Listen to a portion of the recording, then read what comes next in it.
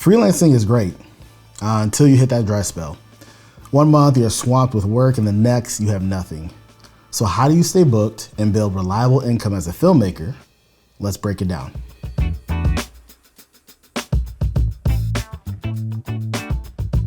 What's going on, world? Eric D. Seals, and today I'm giving you the playbook for staying consistently booked. The mindset, where to find clients, and how to keep them, and how to price without scaring them off. I promise by the end of this, you'll have a simple system that you can run weekly to keep gigs coming in. Shift your mindset. Think like a business. If you treat filmmaking like a hobby, it'll pay you like one. But if you treat it like a business, you'll build sustainability. Your mindset determines your money flow. One of the first things that you need to do to make it in this industry and get consistent work is you have to have a game plan. If you're just randomly taking on jobs, whoever's giving you a call, yeah, you're gonna get work at the beginning, but it'll either dry up or you're just not going to get a high level of client that reaches out to you because you're not having a specialty. Now, at the beginning of your career, it's totally understandable. You're gonna need time to figure out what works for you, and that doesn't happen overnight. But eventually, you should figure out a game plan for where you like to start to focus in on the type of work that you wanna do. You need to define your niche, whether that be commercial, documentaries, branded content, social media, narrative projects, like whatever it is, you need to niche down so people start knowing you for that thing. Just because you press record doesn't mean that you can do everything. There's a lot of different ways to create content. There's a lot of different ways to consume movies and information, and you just need to figure out what do you want to be known for in that industry. The other thing that you need to do, and a lot of people don't do this enough, is you need to brand yourself. I've heard people say, oh, if I have the work, people are gonna find me on their own. Yes, you might get found, but the people who put out good work and brand themselves are going to stand at the top of the class of creatives. That's because there's already a lot of people doing the work, and the internet is a very noisy place. You need to break through that noise and have people find you. And not only that, you need to break away when you apply for a job and other people apply for the same job, but their work is just as good as yours.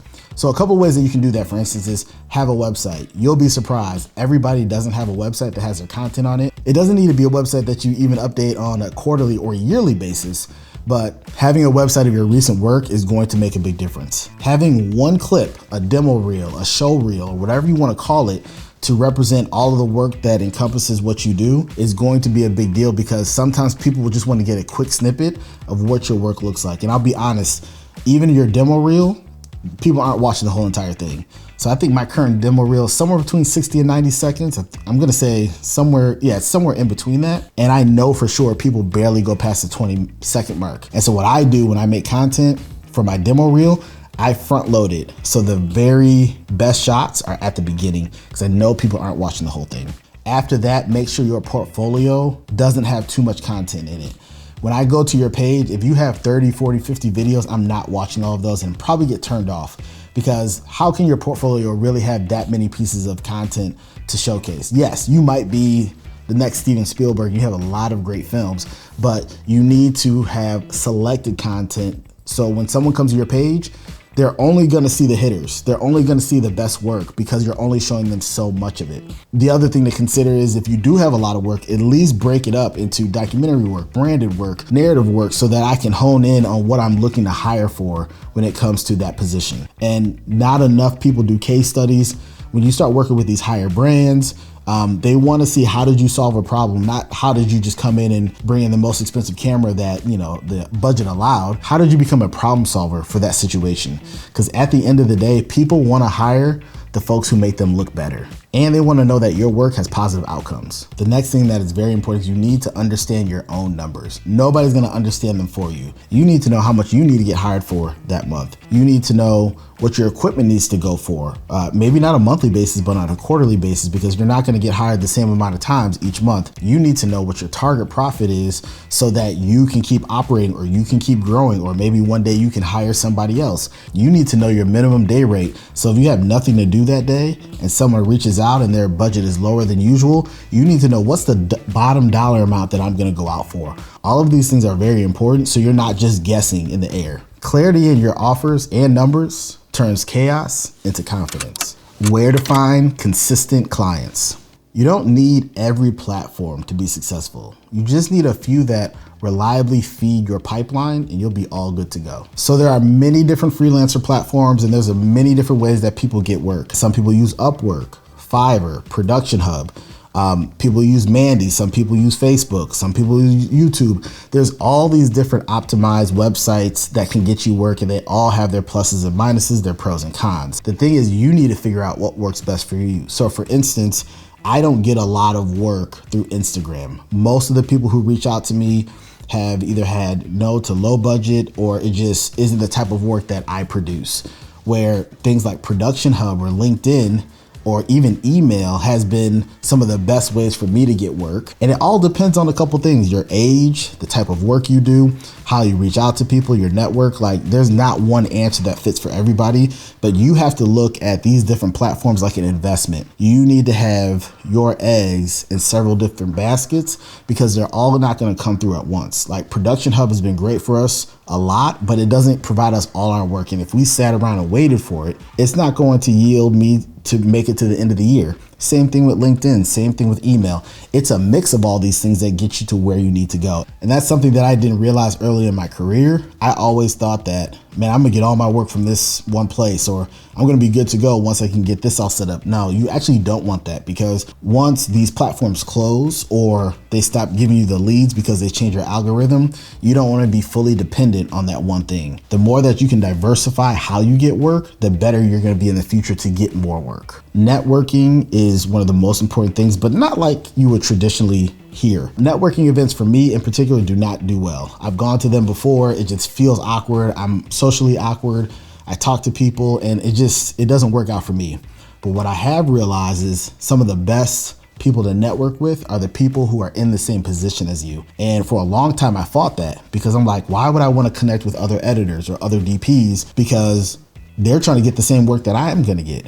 But what I didn't realize at that time is there's gonna be a DP who you connect with and you like each other's work, and they're gonna get asked to do a job and they're gonna be unavailable. And they need to recommend somebody and they're gonna recommend you.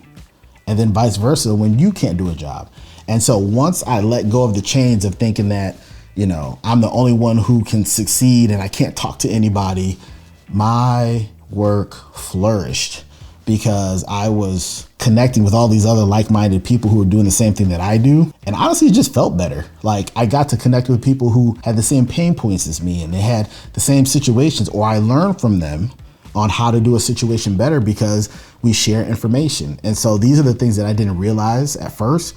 But if you really want to get a leg up in the industry, connect with people who are doing the same thing as you, and you're gonna see some big differences.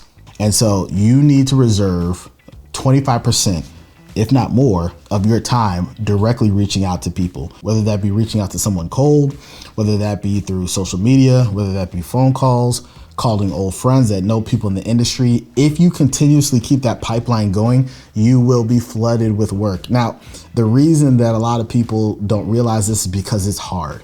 It's hard to reach out to 5 people a day. That's the test that I gave myself. I think I did it for up to 3 months.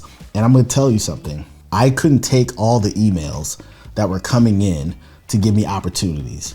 People were saying, oh, you hit me up at the right time, or I love your work. And my inbox was getting flooded with so many opportunities that I was missing opportunities because I couldn't answer all the emails fast enough. Now, this was earlier in my career. I should have got some help, but that let me know that a lot of this is just reaching out to people and letting them know you exist. They can't hire you unless they know you exist. And honestly, your work is not that much better than the person down the street from you. It just isn't. We love to think that it is, but with technology and access and the camera market today, you're really not that big of a difference. But what can make a difference is how you treat people on set, your personality, your attitude, and if you're reaching out to people on a regular basis, because a lot of people aren't doing all of those things very well. And if you can do that, you're not gonna have any problem getting work. Some other great things that you can do is make sure that you're posting content regularly. When people go to hire you, they constantly are going to look at your social media pages if you have any. They wanna see if you have BTS, they wanna see the latest project that you work on. If I'm going to go hire another DP and director and they're active on social media and in the last year they don't have anything that relates to their work, it's gonna feel a little weird. So I'm not saying that you need to be an influencer or put content up like you're Casey Neistat, but put something up to represent this is what you do. The other thing that a lot of us are scared to do is ask for referrals from your good clients. Obviously from your good clients, because good clients are gonna yield more good clients. But if you have a good experience with someone, the perfect time to ask them is at the end of the project when everybody's smiling.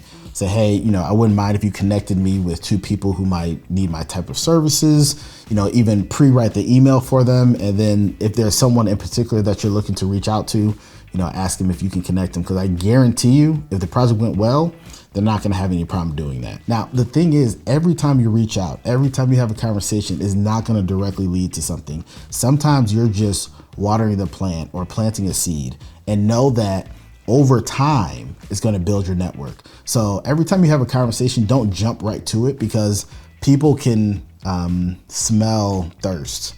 People can, feel, when people are desperate. And the best way to get work is never to be the person who looks desperate, even if you do need that gig like tomorrow. But when it comes to all these things, keep in mind, the best time to be reaching out and doing these things is when you're booked and busy. When you're already hurting and need some money in your bank account to pay your mortgage, your rent, or your bills, it's too late. Do the promotion when you're super busy, and that's gonna keep your pipeline full. All of this works when you have consistency. The repeatable habits that you can do over and over again to get these actions so more people are reaching out to hire you. It's not coming from random luck. Turn one gig into many. Retention and upsells. So what that means is the first time you work with someone, you have to learn their system. You have to learn how they work. You might have to work with a business and it takes a long time to go through their onboarding process to get paid. And so the first time you work with anybody is going to be more expensive or take more time than the second time you work with them. So if you really want to build your career, it's about repeat clients, not new clients. If all of your work is new clients, you're not doing something right. Like people are they're working with you and then they're hiring somebody else. You want a percentage of your work to be repeat clients. The way that you also do that is staying in touch with people. Like reach out to them 30 days after a project, 90 days after the project, check-ins, and just see how they're doing. Genuinely ask about what they have going on or how their last event went, or you were on set and you were talking about your family, how are things going? Like when you show genuine interest in how someone is doing, and every time you check up is not just to say, do you have a job? Those people are gonna remember you. The other thing that keeps you working is when people have retainers. Now, sometimes retainers are for a couple of weeks, it can be for a year, sometimes 3 years. There's many different methods of how this can look, but when you know you have repeatable work from a client because you're delivering so many deliverables to them over a period of time, you can start to plan for the future a lot better if you're smart. And so look for the people who are looking for long-term relationships and long-term work. That mixed in with the one-off projects are really gonna be your winning ticket to take it to the next level. Make sure that you can find a way to add value. Like if you hire me for $5,000, I'm trying to give you worth of $10,000. If you hire me for 15, I want people to say, what studio did you get to hire to do that project? If I do a project for you for 15K, I want people to think that you hired a whole Hollywood studio to do that, because the value that I give you needs to be higher than what you paid me for, because that's who people hire over and over again when they feel like they got a deal. And so that's why value add is one of the most important things.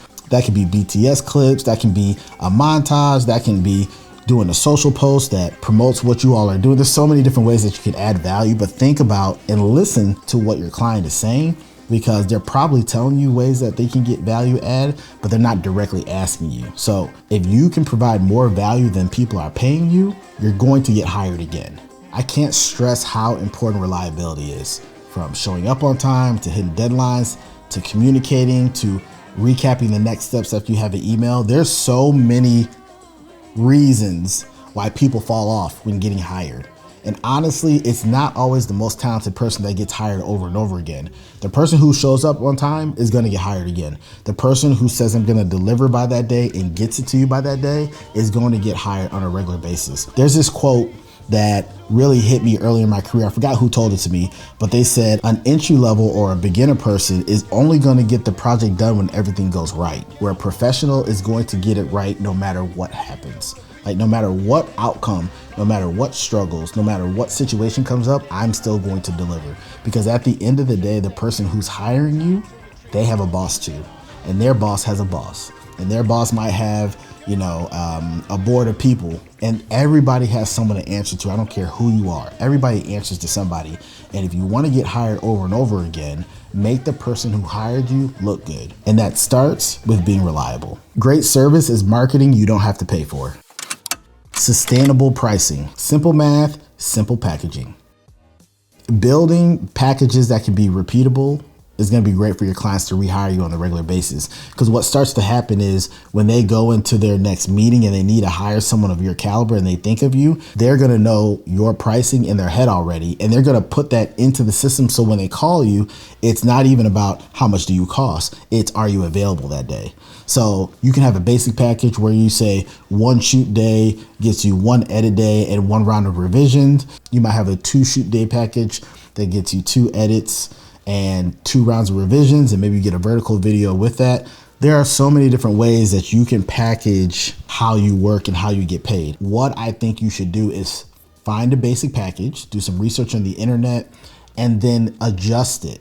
Every time you get a new client, adjust it. You might find that that standard package, 2 shoot days is too many. I'm gonna do 1 shoot day and 2 edit days, or 2 edits as far as the deliverable that you get. The reason that my company DigiFay became successful over the years is because every time we had a new client, I was adjusting what we did. And what I learned is the longer we went, the less adjustments I had to make, which means that we were going in the right direction. If you can find a way to keep your pricing consistent, then that's going to make it a lot easier to hire you in the future for other clients. The weekly consistency routine, 90 minutes. If you can spare just 90 minutes a week, I promise you, you can keep your pipeline alive. So a routine breakdown can be as simple as this. Monday, spend 30 minutes, update your CRM, and send 10 targeted outreaches. On Wednesday, spend another 30 minutes, follow up, nurture leads, and send case studies. On Friday, spend your last 30 minutes and publish 1 useful post, plus ask 2 clients for intros. A lot of this stuff isn't rocket science, but are you willing to do the work to make it happen? That small weekly habit and consistency is gonna go a long way in building your career and keeping your pipeline full. Success as a filmmaker isn't about going viral. It's about building systems that bring in consistent work week after week. When you treat your craft like a business with clear offers, simple pricing, a solid CRM, and a weekly marketing habit, you stop chasing gigs and you start attracting them. It doesn't take 10 hours a day. It takes 90 focused minutes a week. So here's my question for you.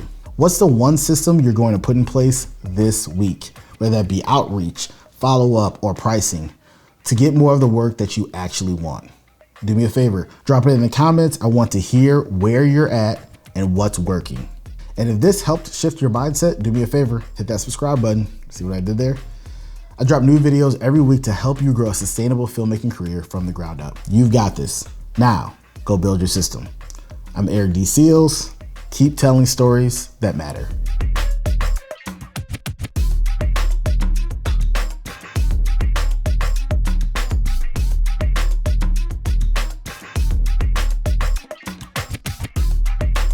Hi, I'm Eric Seals. I'm the tape man, cameraman.